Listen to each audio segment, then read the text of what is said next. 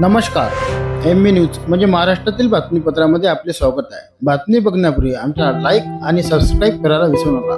तर बघूया आजची विशेष बातमी। अमरावतीच्या राजकमल चौकात भाजपने महाविकास आघाडीचे नवनिर्वाचित खासदार बळवंतराव वानखळे यांचे बॅनर फाडले। राजकमल चौक येथे महाविकास आघाडीचे फ्लॅश फाडल्याने संताप निर्माण झाला।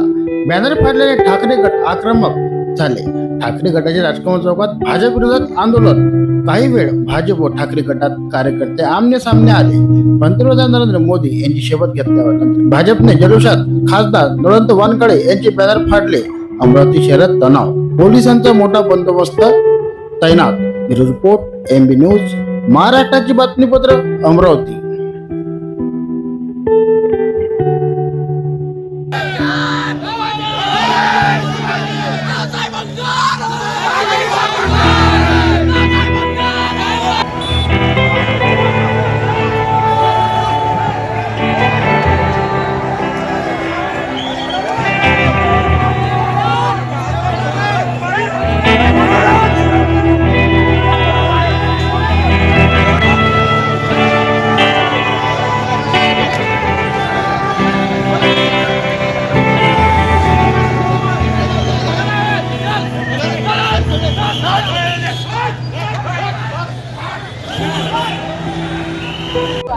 आज इथं सन्माननीय मोदीजी पंतप्रधान झाले म्हणून तुम्ही उत्साह मनवता, आम्हाला खुशी आहे। परंतु तुम्ही उत्साह मनवत असताना ज्या बाळासाहेब ठाकरेचा फोटो प्रत्येकाने लावला आणि मोदीजी पंतप्रधान झाले, ज्या बाबासाहेब आंबेडकरचा फोटो यानं प्रत्येकानं वापरला आणि ते पंतप्रधान झाले।